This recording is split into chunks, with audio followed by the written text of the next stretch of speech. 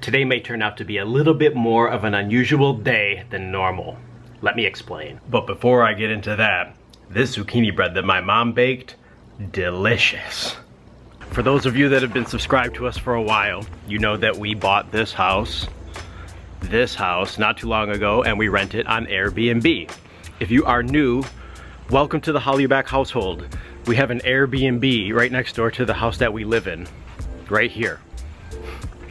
People checked out this morning. I have to clean it. See if it's open. Oh, it's locked. That's good. That means they were following the rules. Let me start by saying that Airbnb has been a wonderful experience since we started doing it just a couple of months ago. There are a few different ways that hosts can rent on Airbnb. One is by renting an entire house, like we're doing right here. We've had people from all over the world stay here already in the short couple of months that we've been renting, because I think this neighborhood is really attractive for travelers who aren't from this city. We have a university nearby. A lot of people come to drop their kids off for school, or they're just passing through because we're only about an hour from Niagara Falls. Overall, people have been really terrific.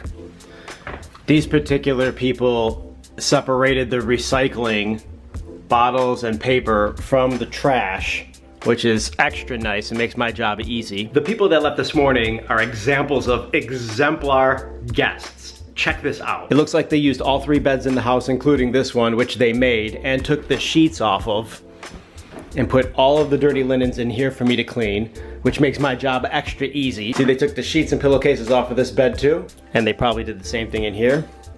Yep, just noticed they left their Panasonic video camera charger in the wall, right there, right there. I'll message them a little bit later today and see if they want me to send it to them. When we initially decided to buy the place, we didn't actually think we wanted to do Airbnb. We only really wanted to buy it because my desk is right on the other side of that window.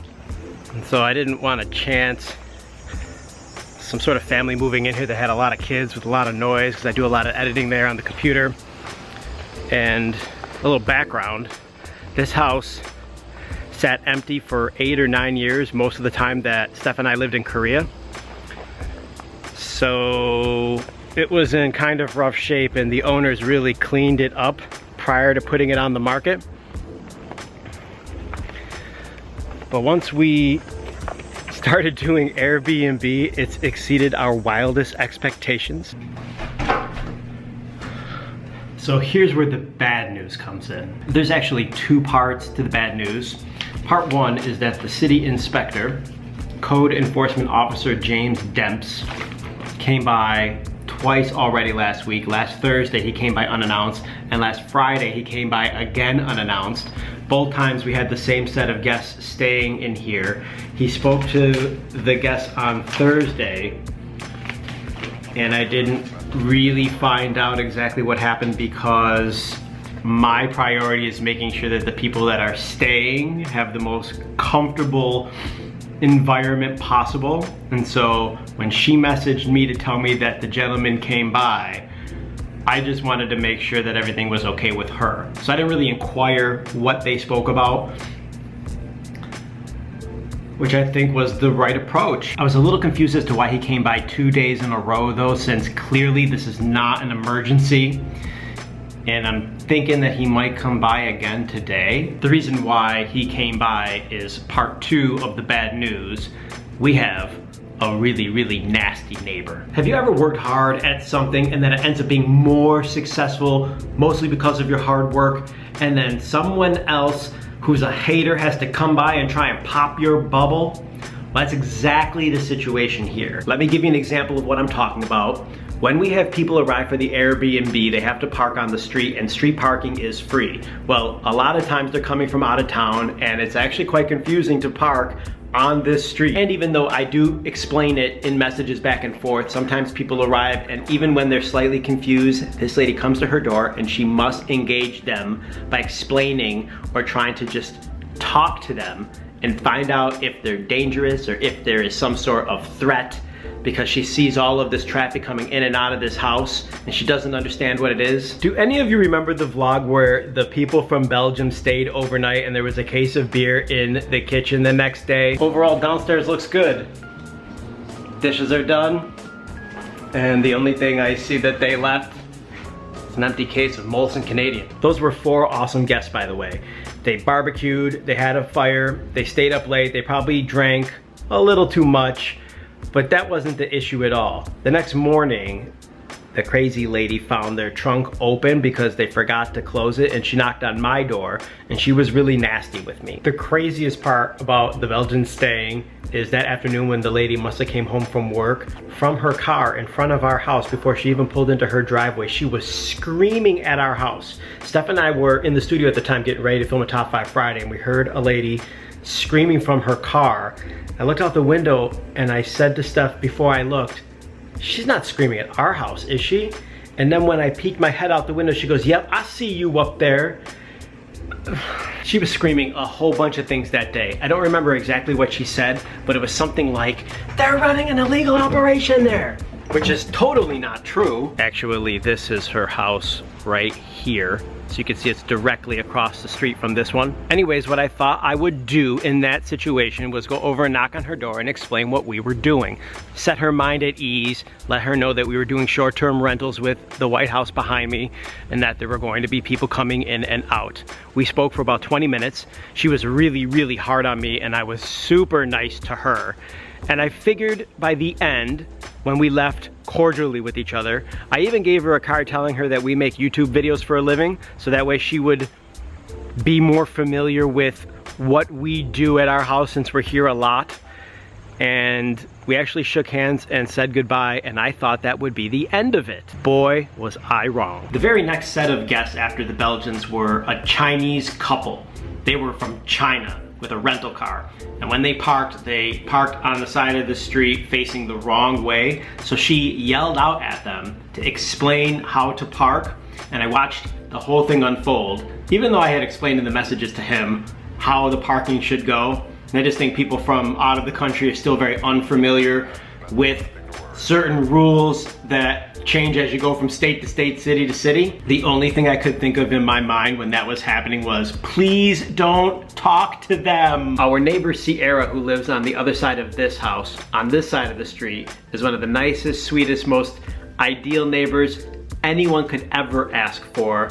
She has met some of the people that have stayed here, has never had any bad encounters at all, and she's witnessed the nastiness of the neighbor across the street as well, who has gotten into some run-ins with all sorts of different people. Police have been called.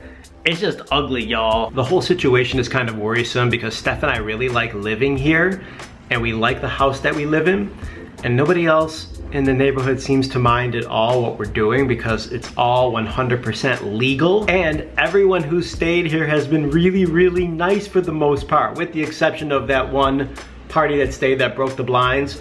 We've had no issues at all. I never thought my issue with Airbnb would be a neighbor who's a hater, but I am trying to keep a positive attitude about this because it's really not that big of a deal.